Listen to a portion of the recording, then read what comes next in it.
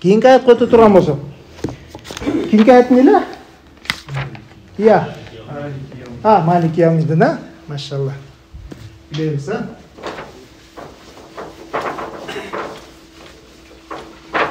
Малик. Малики яумиддин. Аллах Таала Малик зат. Туурабы? Ал не падыша? Ал барлык нерсенин эгеси. Неге яумиддинге Аллах Таала өзүнүн падышалыгын чектеп койду? Себеп дегенде бүгүнкү күндө дагы бир-эки Малик сыяктуу адамдар бар да, падыша сымал болгон адамдар бар. Мен падышамын деп жүргөн адамдар бар. Жок дегенде силер экөөңөр өзүңөр бир машинам бар дейсиң да. Жок дегенде бир аялым бар дейсиң, элтирап, Малик милкият бар дейсиң. Бул менин үйүм дейсиң. А бирок кыямат күнү Аллах Таала эч бир зат Малик боло албаган зат күнү Аллах Таала Малик болот. Эми яумул бул тууралуу бир аятты айта кетейин. Бул кыямат күнү жаза, ошол яумул жаза, динден мурат жаза. Жазал хайр, жаза шар. Хайр дегенде жакшылык жазасын берет Аллах, же болбосо жамандыктын жазасын берет. Акылбы?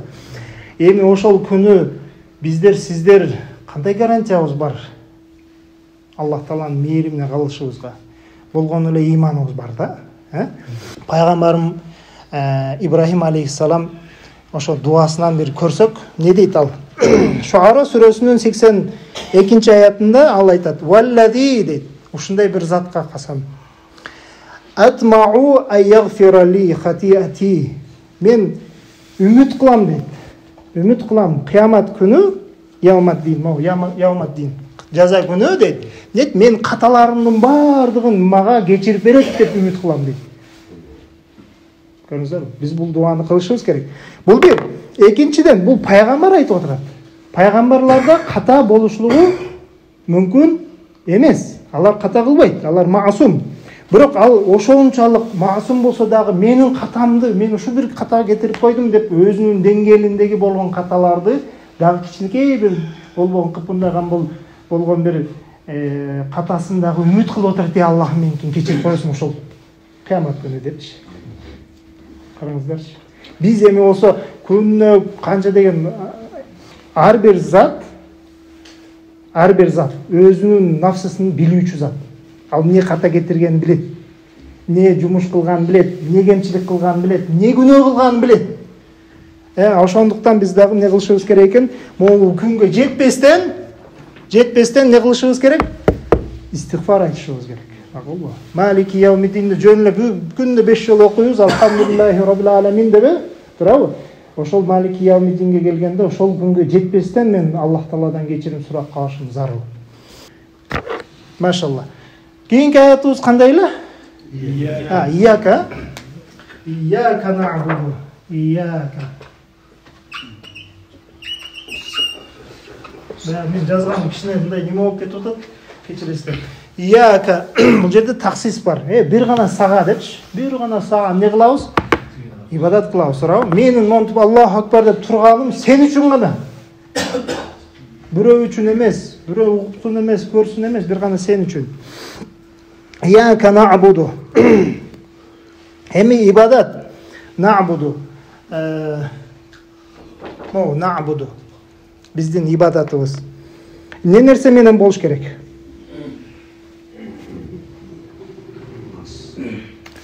Пайгамбар менен капырлардын экөөнүн ортосунда болгон музакарасын бир аз эстеп кетелик, макулбу? Худ пайгамбарга анын коому келип алып мындай дейт да: "Калу" А'раф сүрөсүнүн 70-аяты. "Ажитана, сен бизге келдиңби? Линa'будаллаха вахдаху, бирле жалгыз Кудайга ибадат кылышлыгыбыз үчүн. Сен келип алып Кудай бар, Аллах Тааланы гана ибадат кылгыла деп эле айтып бересиң. Ошон үчүн эле келдиңби бизге? Башка эч нерсе үчүн келген жоксуңбу? Биз ошо Кудайга ибадат кылсак эле бүттүбү?" дейт да. "Ва назару ма кана я'буду абауна", жана биздин ата тегибизден келаткан нерсени ташташыбыз керекпи? Алар өзүнүн динин айтып атат, мындайча айтканда. Же болбосо көз карашын, бул жерде динди алсак да болот. Көз караштарды болсок, бул хурафаттарды, мисалы, кандайдыр бир башка жактан жугуп калган биздин адаттар да болушу мүмкүн, үрп адаттар да болушу мүмкүн. Ата энебизди карманып келген нерсени тышташыбыз керекпи? Сен ошо бир кудайың үчүн дейт да. Фатина бима таидуна ин кунта минас-садик. Машалла. Жок, кандай эмес дейт. Биз аны тыштабайбыз. Алар айтып атат.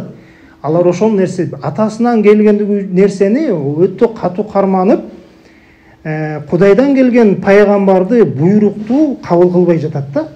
Шарты эмне? Могул жерде мен көңүл бура турган нерсе мынакей, наабудуга неге бул аяттын кандай тиешеси бар? Экөөнү байлаштын максаты инкунта минас-садик, чындыкты айтып аткан болсоң дагы дейт. Карчы. Билет аларчы. Хакыйкатты бул Худ алейхиссалам келип хакыйкатты айтып аткандыгын билип туруп, сен ошо хакыйкатты айтып атканыңызды билебиз дейт. Бирок ошол хакыйкатты айтсаң дагы биз өзүбүздүн ибадатты кудайларыбызды же болбосо билген нерсени тыштабайбыз дейт да. Бүгүнкү күндө да ошол эми туура биз Кудайга ибадат кылып атабыз, бирок ошол менен биргеликте дагы биз өзүбүздүн ата тегибизден бир кандайдыр бир нерселер жармашып калган, кошулуп калган. Ошолорду да тыштагыбыз келбейт да. Айланайын, имам силер айтасыңар да элгечи, айланайын, бул болбойт депчи. Болбосо эле элдер эмне дейт? Буну атам кылып келген эле. Кой депчи, дагы эле карманат да. Көрдүңүзбү? Ал билет сиздин чындыкты айтып атканыңыздычы.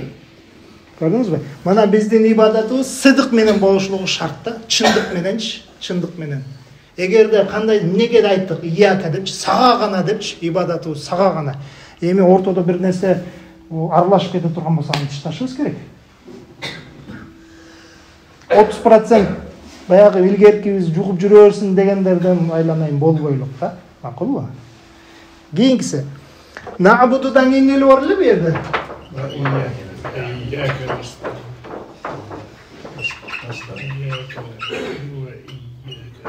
Настаин. Бул деле аун талап жардамды күтүү кимден? Сенден гана, Кудай, сенден гана жардам күтөбүз дейт. Аллах Таала эмне дейт? Аллах Таала айтып атат: "Истаину бис-сабри вас-сала ва иннаха лакабиратун илля алал хашиин." Экинчи сыпатты Аллах Таала айтып атат бизгечи. Истаину, силер настаин деп атасың. Мен сенден гана жардам сурайм деп атабыз. Карачы, Аллах Тааланын өзүнөн жардам сурай. Эмне нерсе менен жардам сура дейт да? Жөн эле келип яка наабуду ва яка настаин десең бүттүбү? Жок. Истаину бис-сабри, сабырдуулук менен. Бирок сабырдан мурат бул жерде эмне экен? Намаз эмес, орозо. Орозо кармоо менен эң ошо сабырдын чокусу, 100% чокусу бул эмне экен? Баягы орозо. Бир күнү орозо кармайбыз ошол. Жана дагы намаз менен дейт. Бул ушул намаз менен Аллах Тааладан жардам суроо, лакабиратун, өтө оор, намаз окуш жаман оордай. Илля алал хашиин, бир гана эмне? Кудайдан корккон адамдар. Бул жерде сыдык не кылабыз? Чынчылдык менен. Ачыктан ачык. Алла, сенден гана дедими? Болду, сенден гана сураймын. Анан хашиин, бул настаинде баягы коркуу зарыл. Макулбу? Настаин. Убактыбыз канчалык бар? 20 мүнөт барбы? Мен моякта жетпей калып жүрбөйм, аягына чейин. Кийинки аятыбыз кандай болду?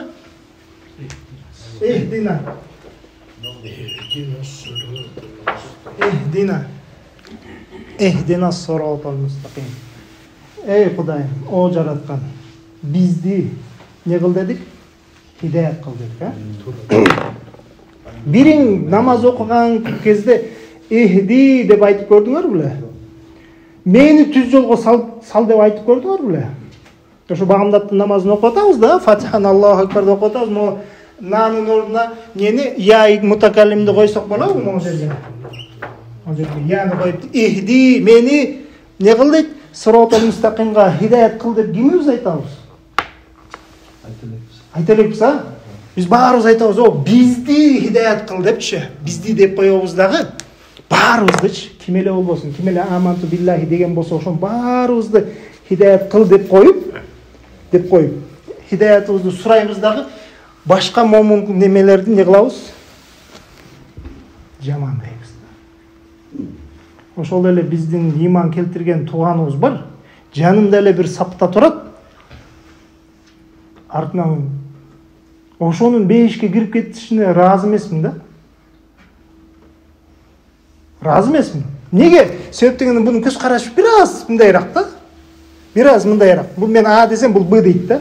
Ошон үчүн эле экөөбүздө эмне келишпестик бар да. А бирок күнүнө туруп алып дина деп коебуз да. Аллахым бизди түз жолго сол депчи. А бирок жүрөгүңдө эмне бар? Көрө албастык бар, же болбосо дагы бир нерсе бар, мындай бир көп нерсе бар да. Келишпестик бар. Же болбосо экөөңөр бир жерге кандидат болуп калгансыңар. Машалла. Бир имам, бир мечиттин имамы болуп калыш мисалы. Азанчык. Мен азыр бир жерге неме болуп кичине бир аз барып сабак берип атам. Азан айтканга талашышат экен да. Эки топ, үч топ болуп алышыптыр. Бул топтон бирөөсү келип калса, биринчи бул айтып калат экен, бунусу келип алып, бул мени урушат экен. Талаш, тартыш. Машалла айттым, анан кийин келип алып, бирин жакын эле 1 ай болуп калды барып атканыма.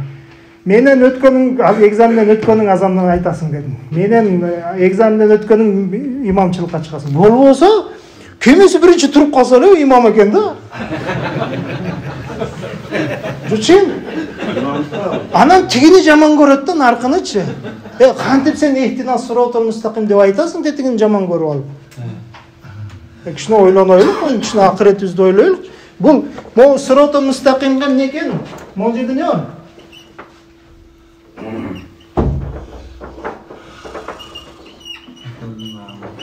Могу не? Могу сыротол мустакимде турабы? Ал эмне деген сыротол? Кылгөпрөдө турабы? Кылгөпрө деген эмне ал? Я. Кылгөпрө эмне ал? Ошол сыроттон өтө албайсың, туганым, пока сен могу нага кирмейинче. Нага бирге чогуу биргеликте киребиз, туганым. Өзүнчө эч кимибиз өтө албайбыз. Мен өзүнчө жол таап кете албайм, анын имамы шайтан. Ачык эле айтайын. Тозокко. Бешке бара албайт ал. Могу сыроту мустакимден эле түшүп калат могунданчы. Анын жерине кетип баратат да. Могу жерине, могу башынан эле. Абурев кетти. Могу жерден эле түшүп каласың. Могу жакта өтпөй жатып түшүп калабыз. Бун баягы могу жердеги сынып бер дегендей сыяктуу, могу жерден дагы яй мутакаллимди мен деген нерсени жоготмоюнча биз меники туура, мен айтканым туура, менин көз карашым туура, жок меники туура, мен каргамагам, менин мазхабым туура, менин жамаатым туура, менин жолум туура. Жол бир гана ушул жерде хидаят бар, жолбосо бул жерде бактылык бар деген бардыгы могу жерден кулайт. Түп-түз тозокко. Ким эле болбосун. Ал 1000 жыл жашасын айырмасы жок. 1000 жыл бою чекесин жерден көтөрбөй ла иляха иллаллах Мухаммаду Расулуллах деп айткан болсун, намаз окусун, орозо кармасын, могу жерден тозокко барат. Неге? Аллах Таала айтат да. Ва атасиму бихаблиллахи жамиа. Силер бардыңар Куранга чакканда бирдиктүү кармагыла. Атасам дегенде бүркүт баягы тырмактар бар го. Баягы түнкүнү мынтип кармаганда эмне могу жеринен кирип кетет да. Ошондой кармангыла дейт да Куранды. Вала тафаррaqu. Өз-өзүнчө болуп мен жамаат, тиги жамаат, түкүнчө жамаат деп бөлүнбөгүлө дейт да. Бөлүндүңөр могу жерден түшөсүңөр. Гарантиройм 100%. Ага далил эмне? Пайгамбарым айтты да, менин үммөтүм сатафтариqu уммати. Менин үммөтүм тез арада канчага бөлүнүп кетет деди? 73-кө бөлүнүп кетет деди. Коллухум финнар деди да. Карачы, бөлүнгөндүн баардыгы финнар, тозокко барасың деди. Гарантия берип атпайбы? Мен айткан жокмун. Пайгамбар өзү айтып атат. Бөлүндүң, тозокко барасың деди. Илла вахида, мен бүтүрүп алайын ана. Илла вахида, бир гана эгер башыбызды бириктирип могу нага келсек, хидаятту чогуу издесек, эхдина деп, Алла баарыбызды хидаят кыл, жолдон адаштырба. Бул бир аз келишпестиктерибиз бар, аларды караба. Биз аны бир деметип алалы. Анан кийин аны дагы не кылышыбыз керек? Чечишибиз керек. Анан кийин сыротол мустакимге өтөбүз. А бул сырот деген эмне ал? Сыротол лазина ан'амта алейхим.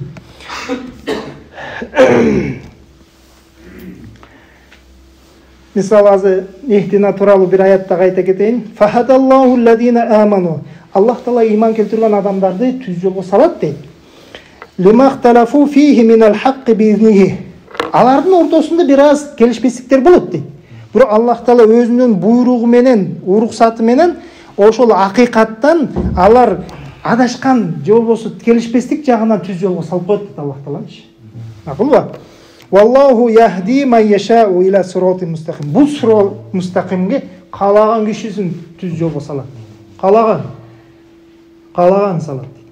Бұның Аллах Тааланын мени хидаят кылып салды дегендин бир белгиси эмне?